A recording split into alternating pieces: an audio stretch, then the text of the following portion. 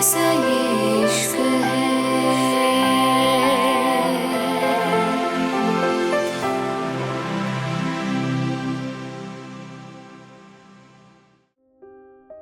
मुंबई। रूहानी ने हैरानी से पीछे देखा तो रिजोटो उसकी ही देख रहा था। रूहानी हैरानी से बोली, जी? रिजोटो अजीब ढंग से रूहानी का हाथ पकड़ते हुए बोला, क्या हुआ, इतना डर क्यों रही है? तुम्हारे डेट का बिजनेस फ्रेंड हूं मैं।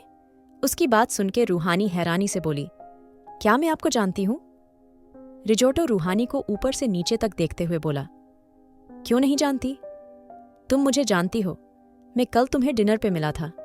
वैसे ये पूरा क्लब मेरा ही है, तुम जितना चाहे उतना एंजॉय कर सकती हो। रिजोटो की बातें रूहानी को खास पसंद नहीं आ रही थी। उसका देखने का ढंग, बात करने का ढंग, सब कुछ उसको बहुत अजीब लग रहा था। इसलिए रूहानी हैरानी से उसको देख रही थी। तभी वो जल्दी से बोला, अच्छा कोई बात नहीं, तुम एंजॉय करो, मैं अभी आता हूं। इतना कह के वो चला गया था। उसके जाने के बाद अंजलि जल्दी से बोली, क्या बात कर रहे थे सर तुझसे? अंजलि की बात सुनकर रूहानी धीरे से बोली, क्या ये वही हैं जिनसे मिलने आप आई हैं? रूहानी की बात पे अंजलि अकड़ते हुए बोली, हाँ वही है, और तुझे किस बात की फिक्र है? अरे तुझे तो खुश होना चाहिए, इतने बड़े आदमी ने तेरे से बात करी। पता है वो किसी से बात नहीं करता, वो बहुत बड़ा आदमी है। अंजलि की बातें रूहानी के सर के ऊपर को गुजर रही थीं। वो इस बार गहरी सांस लेकर बोली, माँ मुझे अच्छा नहीं लग रहा, क्या मैं जाऊं? उसकी बात सुनके अंजलि गुस्से से बोली, कहाँ जाना है तुझे? रूहानी कुछ सोचते हुए बोली, मुझे वापस जाना है, मेरी तबीयत सही नहीं है। अंजलि जल्दी से रूहानी का हाथ पकड़ के बोली, मैं जानती हूँ शायद ये सब तुम्हें अच्छा नहीं लग रहा होगा रूहानी, लेकिन मुझे लगा था शायद यहाँ आके तुम्हारा मन बहलेगा और तुम खुश हो जाओगी। लेकिन शायद मैं ही गलत थी। कोई बात नहीं, तुम जो चाहे जैसे चाहे कर लो, मैं क्या ही कहूँ अब। पर मेरा और तुम्हारे पापा का मन बहुत खुश होता अगर तुम मेरे लिए रुकती।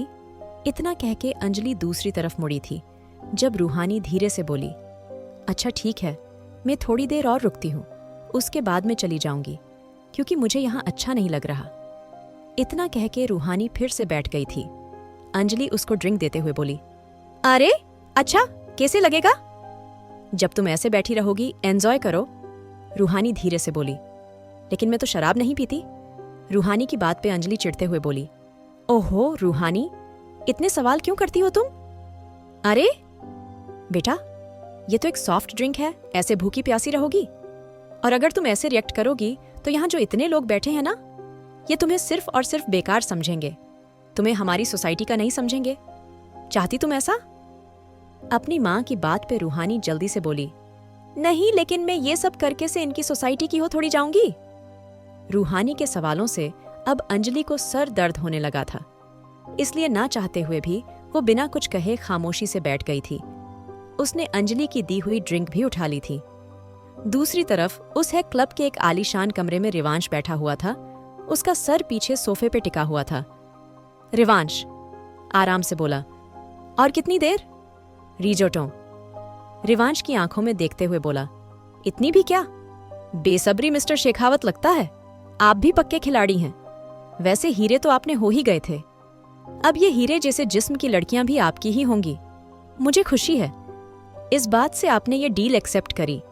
वैसे मुझे सुन के बहुत अच्छा लगा, आप सब लड़कियों को खरीदना चाहते हैं। लगता है काफी शौकीन मिजाज के आदमी हैं आप। पर मैंने सुना था अभी आपकी शादी हुई है, तो आपकी बीवी से आप। अभी उसने इतना ही कहा था जब रिवांश अपनी गन रिजोटो के सर पे रखते हुए बोला, मुझे लगता है जुबान इतनी खोलनी चाहिए जितनी कहीं जाए। अचानक से रिवांश की हरकत के मैक्स बीच में आते हुए बोला, आई थिंक हमें प्रोफेशनल रहना चाहिए, पर्सनल नहीं होना चाहिए।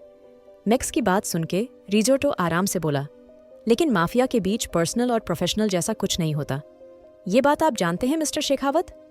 इतना कह के उसने रिवांश को देखा था जो फिर से ड्रिंक कर रहा था, लेकिन पहले के मुकाबले उसकी आंखें ज्यादा डार्क थीं। वो आराम से बोला, क्या बातें हो गई हैं? अब हम आगे की बात करें। कहाँ है लड़कियां? रिजोटो आराम से बोला, अरे इतनी भी क्या बेसब्री, सब लड़कियों को मैं ऐसे ही दूंगा जैसे हमारी डील फाइनल हुई, यही। लेकिन एक है जिसकी कीमत मुझे ज्यादा चाहिए। लड़की बहुत खूबसूरत है और अच्छी, ये बात है, आज तक किसी ने नहीं छुआ। उसकी? तो अब अगर चाहिए तो बताओ। रिजोटो की बात सुन के मैक्स और रिवांश ने हैरानी से एक दूसरे को देखा था। ये लड़की कहाँ से आई थी? अब जितना वो जानते थे तो इस लड़की के बारे में तो उन्होंने ना सुना था, ना कोई बात हुई थी, तो अचानक से कहाँ से आ गई थी ये लड़की? किसी को कुछ समझ नहीं आ रहा था, लेकिन रिवांश किसी एक लड़की को भी इस दरिंदे के हाथों नहीं छोड़ना चाहता था। वो आराम से बोला, ठीक है, मंजूर है। मुझे इतना कह के रिवांश ने गहरी सांस ली थी और ड्रिंक उठा ली थी। रिवांश ने अपना सर पीछे टिका लिया था। उसकी आंखें बंद थीं, लेकिन वो कुछ कह नहीं रहा था, बस शांत था। दूसरी तरफ रूहानी अपना सर पकड़ते हुए बोली, माँ, जो ड्रिंक आपने मुझे पिलाई थी वो सॉफ्ट ड्रिंक ही थी ना? मेरा सर घूम रहा है, मुझे कुछ दिखाई नहीं दे रहा, कुछ समझ नहीं आ रहा। उसकी बात सुन के अंजलि रूहानी को पकड़ते हुए बोली, अरे बेटा, मैं तुम्हें कुछ और क्यों पिलाऊंगी? तुम्हें मैंने वही ड्रिंक दी है। जो है बेटा, तुम्हें गलत लग रहा है। अच्छा, यहाँ रूम है इतने में, और तुम्हारे पापा बात कर रहे हैं। तुम वो वहाँ रेस्ट करो, हम दोनों तुम्हें तुम्हारे घर छोड़ते हुए निकल जाएंगे। रूहानी अपना फोन निकालते हुए बोली, नहीं, मैं ड्राइवर को बुलाती हूँ, लेट हो गया है। काफी, आप प्लीज।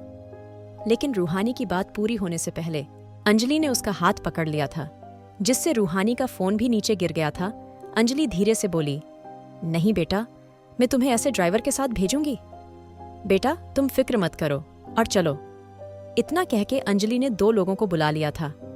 अंजलि दोनों को इशारा करते हुए बोली, हमारी बेटी को अच्छे से ले जाओ और इसको रूम में छोड़ देना, ठीक है? इसको जरा भी परेशानी नहीं होनी चाहिए। इतना कहीं अंजलि ने दोनों को देखा था और फिर कुछ देर बाद दोनों ही रूहानी को लेके चले गए थे। रूहानी के जाने के बाद विक्रम उसको देखते हुए बोला, तुमने उस लड़की को सही जगह पहुंचाया है ना? मेरा मतलब है, वो सही जगह है? अंजलि गुस्से से बोली, अपनी बकवास बंद करो विक्रम। तुम्हारे जैसा घटिया आदमी मैंने अपनी जिंदगी में नहीं देखा। तुम्हारे गंदे खून को मैं झेल रही हूँ, तुम तो उसमें सामने भी नहीं आ रहे। ऐसा लगता है मानो शेखावत परिवार में शादी करके इसकी जुबान लग गई हो। तुमने देख कैसे जुबान चलाती है, या कितनी बकवास कर रही है। अरे, जो सर झुका के सब मान लेती थी, अब वो कितने तमाशे कर रही है, जानती वो ना? मुझे लगता है जरूर उस रुद्राक्ष शेखावत ने इसको भड़काया है। इतना कह के अंजलि ने साइड में रखी ड्रिंक उठा ली थी। विक्रम गहरी सांस लेके बोला, तो अब तुमने उसको उसकी सही जगह भेज दिया ना? अंजलि आराम से बोली, हाँ, भेज दिया। कुछ देर बाद उस पे नशा हावी हो जाएगा और फिर वो लड़की हमारी जिंदगी से दूर, जब उस पे नशा हावी होगा, वो अपने आसपास की चीजें ही पहचानना बंद कर देगी। उसको समझ नहीं आएगा उसके साथ क्या हो रहा है। मैंने उसको बहुत ज्यादा हाई डोज दी है, इसलिए तुम्हें फिक्र करने की जरूरत नहीं। बस तुम कोशिश करो उस मनहूस की शक्ल फिर कभी हमें ना दिखे। विक्रम शैतानों की तरह मुस्कुराते हुए बोला, ऐसा ही होगा अंजलि। वैसे अब तुम उसको मनहूस मत बोली, हमारे लिए तो लॉटरी का टिकट निकली वो। अरे, पूरे 10 करोड़ दिए हैं उस माफिया ने उसके, और अब वो आगे उसको कहीं बेंच देगा। हमारे लिए तो फायदा ही होगा ना, तो तुम्हें फिक्र करने की कोई जरूरत नहीं है। इतना कह के दोनों हंसने लगे थे। दूसरी तरफ रूहानी लड़खड़ाते हुए उन लोगों के साथ चल रही थी। उसको अब अपने आसपास का कुछ साफ दिखाई नहीं दे रहा था। वहीं वो लोग जो उसके साथ थे अजीब नजरों से उसको देख रहे थे। रूहानी को अपने जिस्म पे किसी की उंगलियां रेंगती हुए महसूस हो रही थी, लेकिन उसको समझ नहीं आ रहा था आखिर कौन उसको ऐसे छू रहा था। वो तड़पते हुए आसपास देख रही थी, वो लड़के जो उसको लेके जा रहे थे। रूहानी को देख के वो दोनों ही अजीब नजरों से उसको देख रहे थे। रूहानी धीरे से बोली, कहाँ ले जा रहे हो? उसकी आवाज मुश्किल से निकली थी। रूहानी की बात पे उनमें से एक लड़का रूहानी की ड्रेस को थोड़ा खींचते हुए बोली, जहां तुम जा रही हो वहां भी तुम्हें युज ही करा जाएगा, तो क्यों ना शुरुआत हम करें। इतना कह के वो लड़का रूहानी के करीब आने लगा था। जन्नत विला अरीना का फोन बार बार बज रहा था, लेकिन नींद की वजह से वो फोन नहीं उठा रही थी। लेकिन शायद दूसरी तरफ कुछ ज्यादा ही बेसब्र इंसान था जो अभी भी फोन कर रहा था। अरीना ने गुस्से से फोन उठा लिया था, और जैसे ही उसने फोन उठाया, एक गहरी और सेडक्टिव आवाज उसके कानों में घुल गई थी। अरीना उठ के बैठ गई थी। दूसरी तरफ से फिर से वही आवाज आई थी, क्या तुम्हें सुनाई दे रहा है? अरीना जल्दी से बोली, हाँ सुनाई दे रहा है। कौन? क्या मैं आपको जानती हूँ? अरीना की बात पे दूसरी तरफ से वो लड़का थोड़ा चिढ़ते हुए बोला, नहीं तुम मुझे नहीं जानती और मैं उम्मीद करूंगा तुम मुझे जानो भी नहीं, लेकिन मेरी बहन तुम्हें कल रात मिली थी और तब से वो तुम्हारी ही बात कर रही है।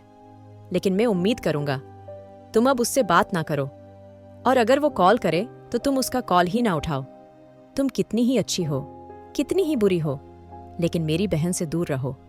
वो बहुत फ्रेंडली है, लेकिन इसका मतलब ये नहीं तुम उसके साथ दोस्तियां दिखाओ।